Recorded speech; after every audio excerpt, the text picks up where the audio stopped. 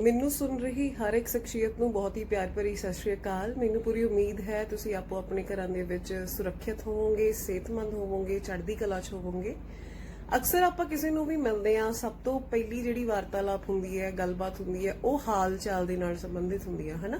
ਕੀ ਹਾਲ ਚਾਲ ਨੇ, ਕਿਵੇਂ ਹੋ, ਕੀ ਕਰਦੇ ਹੋ, ਕੀ ਬਣਦਾ, ਇਹੀ ਸਵਾਲ ਆਪਾਂ ਸਭ ਤੋਂ ਪਹਿਲਾਂ ਅਗਲੇ ਬੰਦੇ ਨੂੰ ਪੁੱਛਦੇ ਆ ਤੇ ਅਗਲੇ ਬੰਦੇ ਦਾ ਜਵਾਬ ਵੀ ਕੁਝ ਐ ਹੁੰਦਾ ਹੈ ਵੀ ਹਾਂਜੀ ਬਹੁਤ ਵਧੀਆ, ਠੀਕ ਠਾਕ, ਓਕੇ, ਗੁੱਡ, ਹਨਾ।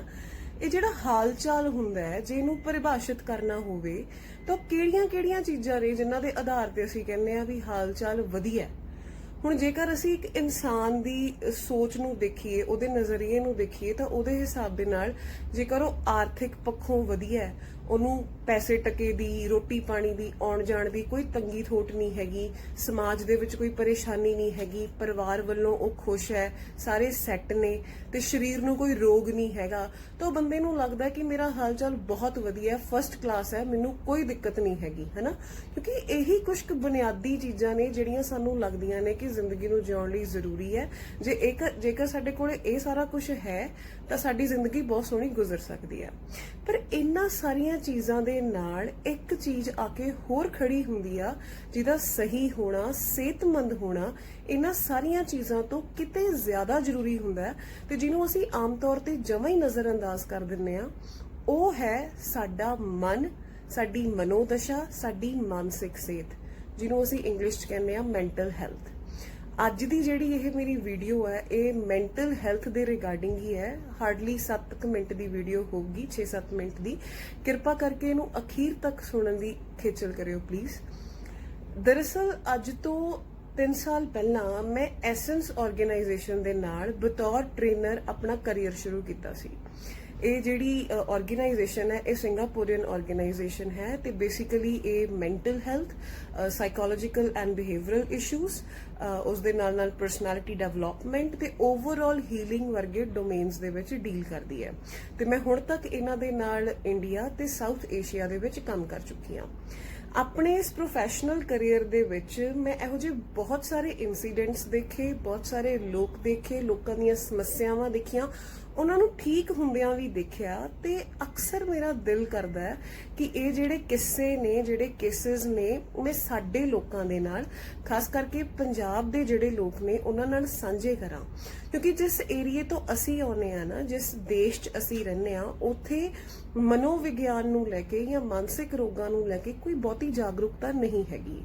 ਮੈਂ ਕਾਫੀ ਰਿਸਰਚ ਵੀ ਕੀਤੀ ਇਸ ਚੀਜ਼ ਤੇ, ਪਰ ਮੈਨੂੰ ਪੰਜਾਬ ਦੇ ਵਿੱਚ ਜਾਂ ਪੰਜਾਬੀ ਭਾਸ਼ਾ ਦੇ ਵਿੱਚ ਇਹੋ ਜਿਹਾ ਕੋਈ ਪਲੇਟਫਾਰਮ ਨਹੀਂ ਮਿਲਿਆ, ਕੋਈ ਠੋਸ ਪਲੇਟਫਾਰਮ ਨਹੀਂ ਮਿਲਿਆ ਜਿਹਦੇ ਉੱਤੇ ਸਾਈਕੈਟ੍ਰਿਕ ਜਾਂ ਸਾਈਕੋਲੋਜੀਕਲ ਗਰਾਊਂਡਸ ਦੇ ਉੱਤੇ ਕੋਈ ਠੋਸ ਜਾਂ ਖੁੱਲ ਕੇ ਗੱਲਬਾਤ ਕੀਤੀ ਗਈ ਹੋਵੇ।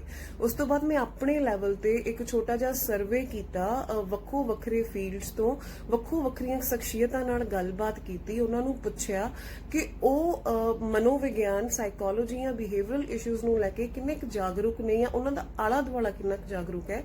ਤਾਂ ਮੈਨੂੰ ਬੜੇ ਦੁੱਖ ਨਾਲ ਦੱਸਣਾ ਪੈ ਰਿਹਾ ਕਿ ਉਹਨਾਂ ਵੱਲੋਂ ਵੀ ਮੈਨੂੰ ਕੋਈ ਤਸੱਲੀ ਬਖਸ਼ ਜਵਾਬ ਨਹੀਂ ਮਿਲਿਆ। ਇੱਥੋਂ ਤੱਕ ਕਿ ਕਾਫੀ ਲੋਕ ਇਹੋ ਜਿਹੇ ਸੀਗੇ ਜਿਨ੍ਹਾਂ ਨੂੰ ਸਾਈਕੋਲੋਜੀਕਲ ਇਸ਼ੂਜ਼ ਜਾਂ ਮੈਂਟਲ ਹੈਲਥ ਦੇ ਵਿੱਚ ਕੀ ਆਉਂਦਾ ਹੈ, ਇਸ ਚੀਜ਼ ਬਾਰੇ ਵੀ ਕੋਈ ਖਾਸ ਜਾਣਕਾਰੀ ਨਹੀਂ ਸੀ।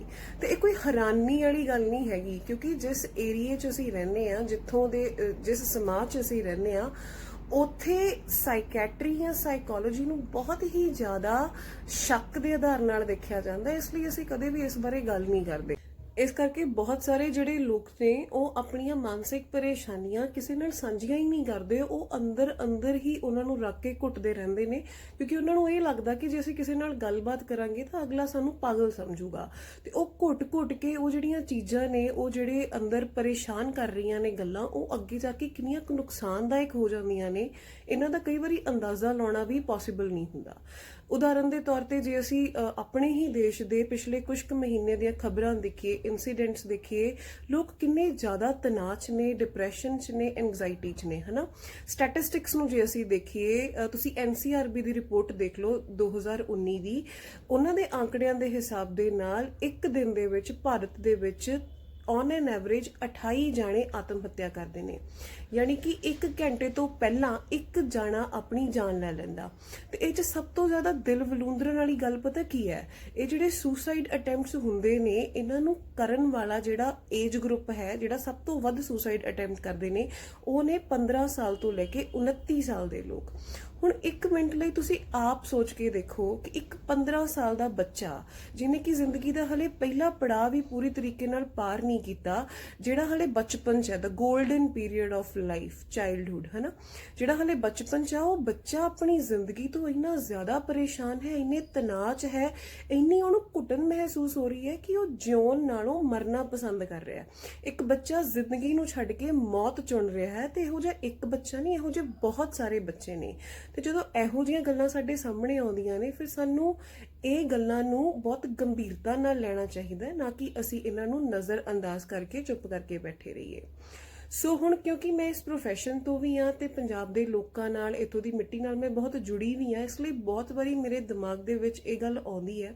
ਇਹ ਮੇਰਾ ਫਰਜ਼ ਵੀ ਹੈ ਤੇ ਮੇਰੀ ਇੱਛਾ ਵੀ ਹੈ ਕਿ ਪੰਜਾਬ ਦੇ ਲਈ ਅਸੀਂ ਖਾਸ ਤੌਰ ਤੇ ਕੋਈ ਜਾਗਰੂਕਤਾ ਲਿਆਉਣ ਵਾਸਤੇ ਕੋਈ ਕਦਮ ਚੁੱਕੀਏ। ਸੋ ਮੈਂ ਆਪਣੀ ਟੀਮ ਦੇ ਨਾਲ, ਉਹਨਾਂ ਦੀ ਰਜ਼ਾਮੰਦੀ ਦੇ ਨਾਲ, ਉਹਨਾਂ ਦੇ ਸਹਿਯੋਗ ਦੇ ਨਾਲ ਅਸੀਂ ਇੱਕ ਆਨਲਾਈਨ ਪਲੇਟਫਾਰਮ ਜਿਹੜਾ ਹੈ ਉਹ ਐਸਟੈਬਲਿਸ਼ ਕਰ ਰਹੇ ਹਾਂ ਸਾਈਕੋਲੋਜੀਕਲ ਅਵੇਅਰਨੈਸ ਦੇ ਲਈ। ਸਾਡੇ ਇਸ ਪਲੇਟਫਾਰਮ ਦਾ ਨਾਮ ਹੈ ਐਸੈਂਸ ਪੰਜਾਬ। ਐਸੈਂਸ ਕਿਉਂਕਿ ਸਾਡੀ ਕੰਪਨੀ ਦਾ ਨਾਮ ਹੈ, ਪੰਜਾਬ ਇਸ ਕਰਕੇ ਕਿਉਂਕਿ ਇਹ ਪੰਜਾਬ ਦੇ ਲੋਕਾਂ ਲਈ ਖਾਸ ਤੌਰ ਤੇ ਐਸਟੈਬਲਿਸ਼ ਕੀਤਾ ਗਿਆ। ਸੋ ਐਸੈਂਸ ਪੰਜਾਬ ਨਾਮ ਦਾ ਸਾਡਾ ਇਹ ਪਲੇਟਫਾਰਮ ਹੈ। ਇਹਦਾ ਪੇਜ ਤੁਹਾਨੂੰ ਫੇਸਬੁੱਕ ਤੇ ਵੀ ਮਿਲੂਗਾ, ਇੰਸਟਾਗ੍ਰਾਮ ਤੇ ਵੀ ਸਾਡੀ ਆਈਡੀ ਹੈ, YouTube ਤੇ ਵੀ ਅਸੀਂ ਐਸੈਂਸ ਪੰਜਾਬ ਦਾ ਚੈਨਲ ਕ੍ਰੀਏਟ ਕਰ ਰਹੇ ਹਾਂ। ਇਹਨਾਂ ਤਿੰਨਾਂ ਦੇ ਲਿੰਕਸ ਮੈਂ ਇਸ ਵੀਡੀਓ ਦੇ ਨਾਲ ਤੁਹਾਨੂੰ ਜ਼ਰੂਰ ਦਊਂਗੀ। ਸੋ ਪਲੀਜ਼ ਇਸ ਪੇਜ ਨੂੰ ਲਾਈਕ ਕਰੋ ਤੇ ਇਸ ਪੇਜ ਤੇ ਜੋ ਵੀ ਕੰਟੈਂਟ ਅਪਲੋਡ ਹੋਣਾ ਉਹਨੂੰ ਸੁਣੋ। ਪਹਿਲਾਂ ਉਹਨੂੰ ਆਪ ਸੁਣੋ ਤੇ ਸੁਣ ਕੇ ਉਹਨੂੰ ਸਮਝੋ ਤੇ ਸਮਝਣ ਤੋਂ ਬਾਅਦ ਉਹਨੂੰ ਦੂਸਰਿਆਂ ਨੂੰ ਸੁਣਾਓ, ਕਿਉਂਕਿ ਇਹ ਗੱਲਾਂ, ਇਹ ਕਹਾਣੀਆਂ ਸਾਡੇ ਹੀ ਪਰਿਵਾਰਾਂ ਦੀਆਂ ਨੇ, ਤੁਹਾਡੇ ਵਰਗੇ, ਮੇਰੇ ਵਰਗੇ ਲੋਕਾਂ ਦੀਆਂ ਨੇ, ਜਿਨ੍ਹਾਂ ਨੂੰ ਅਸੀਂ ਜਮਾਂ ਹੀ ਨਜ਼ਰਅੰਦਾਜ਼ ਕਰ ਦਿੰਦੇ ਆ ਜਾਂ ਉਹਨਾਂ ਨੂੰ ਅਸੀਂ ਦੇਖਦੇ ਹੀ ਨਹੀਂ, ਹਨਾ। ਸੋ ਇਹ ਚੀਜ਼ਾਂ ਨੂੰ ਦੇਖਣਾ, ਇਹਨਾਂ ਨੂੰ ਸਮਝਣਾ, ਇਹਨਾਂ ਬਾਰੇ ਖੁੱਲ੍ਹ ਕੇ ਗੱਲਬਾਤ ਕਰਨਾ ਬਹੁਤ ਜ਼ਰੂਰੀ ਹੈ। ਐਸੈਂਸ ਪੰਜਾਬ ਦੇ ਉੱਤੇ ਅਸੀਂ ਸਭ ਤੋਂ ਪਹਿਲਾਂ ਐਸੈਂਸ ਸਟੋਰੀਜ਼ ਲੈ ਕੇ ਆਵਾਂਗੇ। ਐਸੈਂਸ ਸਟੋਰੀਜ਼ ਨਾਲ ਅਸੀਂ ਸ਼ੁਰੂਆਤ ਕਰਾਂਗੇ, ਜਿਹਦੇ ਵਿੱਚ ਅਸੀਂ ਇੰਡੀਆ ਦੇ ਵਿੱਚ ਜਾਂ ਇੰਡੀਆ ਤੋਂ ਬਾਹਰ ਜਿਹੜੀਆਂ ਕੰਟਰੀਜ਼ ਨੇ, ਉਹਨਾਂ ਦੇ ਵਿੱਚ ਜਿਹੜੇ ਆਮ ਤੌਰ ਤੇ ਜ਼ਿਆਦਾਤਰ ਬਿਹੇਵੀਅਰਲ ਡਿਸਆਰਡਰਸ ਪਾਏ ਜਾਂਦੇ ਨੇ, ਉਹਨਾਂ ਦੇ ਆਧਾਰ ਤੇ ਕੁਝ ਕਹਾਣੀਆਂ ਤੁਹਾਡੇ ਨਾਲ ਸਾਂਝੀਆਂ ਕਰਾਂਗੇ ਤੇ ਉਹਨਾਂ ਵਿਸ਼ਿਆਂ ਦੇ ਉੱਤੇ, ਉਹਨਾਂ ਰੋਗਾਂ ਦੇ ਬਾਰੇ 'ਚ ਆਪਾਂ ਗੱਲਬਾਤ ਕਰਾਂਗੇ। ਇੱਕ ਚੀਜ਼ ਮੈਂ ਇੱਥੇ ਹੋਰ ਕਲੀਅਰ ਕਰਨਾ ਚਾਹੁੰਦੀ ਹਾਂ ਕਿ ਜਿਸ ਪ੍ਰੋਫੈਸ਼ਨ 'ਚ ਅਸੀਂ ਕੰਮ ਕਰਦੇ ਹਾਂ, ਆਪਣੇ ਕਲਾਇੰਟ ਦੀ ਪ੍ਰਾਈਵੇਸੀ ਨੂੰ ਰਿਸਪੈਕਟ ਕਰਦੇ ਹਾਂ, ਉਹਨੂੰ ਮੇਨਟੇਨ ਰੱਖਦੇ ਹਾਂ। ਅਸੀਂ ਬਿਲਕੁਲ ਵੀ ਅਲਾਉਡ ਨਹੀਂ ਹੈਗੇ ਕਿ ਅਸੀਂ ਕਿਸੇ ਵੀ ਬੰਦੇ ਦੀ ਆਈਡੈਂਟੀਟੀ ਨੂੰ ਰਿਵੀਲ ਕਰੀਏ। ਉਹਨੂੰ ਕੌਨਫੀਡੈਂਸ਼ੀਅਲ ਰੱਖਣਾ ਸਾਡਾ ਫਰਜ਼ ਹੈ। ਇਸ ਲਈ ਇਸ ਚੈਨਲ ਦੇ ਉੱਤੇ, ਇਸ ਪੇਜ ਦੇ ਉੱਤੇ ਜੋ ਵੀ ਕਹਾਣੀ ਅਸੀਂ ਅਪਲੋਡ ਕਰਾਂਗੇ, ਉਹ ਕਹਾਣੀ ਜ਼ਰੂਰ ਸੱਚੀ ਹੋਊਗੀ, ਪਰ ਉਸ ਦਾ ਜੋ ਵੀ ਪਲਾਟ ਹੈ, ਜੋ ਉਸਦੇ ਪਾਤਰ ਨੇ, ਕਿਰਦਾਰ ਨੇ ਜਾਂ ਸਥਾਨ ਨੇ, ਉਹ ਸਭ ਕਾਲਪਨਿਕ ਹੋਣਗੇ ਤੇ ਸਾਡਾ ਕਿਸੇ ਵੀ ਵਿਸ਼ਾ, ਵਸਤੂ, ਵਿਅਕਤੀ ਤੇ ਕੋਈ ਟੀਕਾ ਟਿੱਪਣੀ ਕਰਨ ਦਾ ਕੋਈ ਮਕਸਦ ਨਹੀਂ ਹੈ। ਸਾਡਾ ਮਕਸਦ ਸਿਰਫ ਤੇ ਸਿਰਫ ਇੱਕ ਜਾਗਰੂਕਤਾ ਲੈ ਕੇ ਆਉਣ ਦਾ ਹੈ। ਤੇ ਇੱਕ ਜਿਹੜੀ ਤੁਹਾਨੂੰ ਮੈਂ ਬੇਨਤੀ ਕਰਨਾ ਚਾਹੂੰਗੀ ਉਹ ਇਹ ਹੈ ਕਿ ਇਹ ਜਿਹੜਾ ਉਪਰਾਲਾ ਅਸੀਂ ਕਰਨ ਲੱਗੇ ਹਾਂ, ਇਹਦਾ ਇੱਕ ਵੀ ਕਦਮ ਅਸੀਂ ਤੁਹਾਡੇ ਸਾਥ ਬਿਨਾ ਨਹੀਂ ਚੱਲ ਸਕਦੇ। ਇਹ ਆਪਣਾ ਸਾਰਿਆਂ ਦਾ ਇੱਕ ਸਾਂਝਾ ਜਿਹਾ ਉਪਰਾਲਾ ਹੈ ਤੇ ਇਹਦੇ 'ਚ ਸਾਨੂੰ ਤੁਹਾਡੇ ਸਾਰਿਆਂ ਦੇ ਸਹਿਯੋਗ ਦੀ ਲੋੜ ਹੈ, ਕਿਉਂਕਿ ਮੇਰਾ ਮੰਨਣਾ ਇਹ ਆ ਕਿ ਜੇਕਰ ਕੁਦਰਤ ਤੁਹਾਨੂੰ ਮੌਕਾ ਦਿੰਦੀ ਆ ਜਾਂ ਤੁਸੀਂ ਕਿਸੇ ਵੀ ਇਨਸਾਨ ਦੀ ਜ਼ਿੰਦਗੀ ਦੇ ਵਿੱਚ, ਇੱਕ ਇਨਸਾਨ ਦੇ ਮਨ ਦੇ ਮੂਹਰੇ ਤੁਸੀਂ ਸ਼ੀਸ਼ਾ ਬਣ ਕੇ ਖੜੇ ਹੋ ਸਕਦੇ ਹੋ। ਜੇਕਰ ਤੁਸੀਂ ਇੱਕ ਕੁਰਾਹੇ ਪਈ ਮਾਨਸਿਕਤਾ ਨੂੰ ਸਿੱਧੇ ਰਾਹ ਤੇ ਲੈ ਕੇ ਆ ਸਕਦੇ ਹੋ, ਜੇਕਰ ਤੁਸੀਂ ਕਿਸੇ ਵੀ ਇਨਸਾਨ ਨੂੰ ਉਸ ਦੇ ਨਾਲ ਮਿਲਾ ਸਕਦੇ ਹੋ, ਤਾਂ ਮੈਨੂੰ ਨਹੀਂ ਲੱਗਦਾ ਕਿ ਇਸ ਤੋਂ ਸੋਹਣਾ ਤੋਹਫਾ, ਇਸ ਤੋਂ ਵਧੀਆ ਗ੍ਰੈਟੀਟਿਊਡ ਜਾਂ ਇਸ ਤੋਂ ਸੁੱਚੀ ਸੇਵਾ ਕੋਈ ਹੋਰ ਹੋ ਸਕਦੀ ਆ। ਸੋ ਇਸ ਉਮੀਦ ਦੇ ਨਾਲ ਕਿ ਤੁਸੀਂ ਸਾਨੂੰ ਬਹੁਤ ਭਰਵਾਂ ਹੁੰਗਾਰਾ ਦਿਓਗੇ, ਛੇਤੀ ਹੀ ਮਿਲਾਂਗੇ ਤੁਹਾਨੂੰ ਐਸੈਂਸ ਪੰਜਾਬ ਦੇ ਪੇਜ ਦੇ ਉੱਤੇ ਆਪਣੀ ਪਹਿਲੀ ਕਹਾਣੀ ਦੇ ਨਾਲ। ਤਦ ਤੱਕ ਲਈ ਬਹੁਤ ਬਹੁਤ ਪਿਆਰ ਭਰੀ ਸਤਿ ਸ਼੍ਰੀ ਅਕਾਲ ਤੇ ਮੈਨੂੰ ਅਖੀਰ ਤੱਕ ਸੁਣਨ ਲਈ ਤੁਹਾਡਾ ਸਾਰਿਆਂ ਦਾ ਬਹੁਤ ਬਹੁਤ ਧੰਨਵਾਦ, ਬਹੁਤ ਬਹੁਤ ਮਿਹਰਬਾਨੀ। Thank you.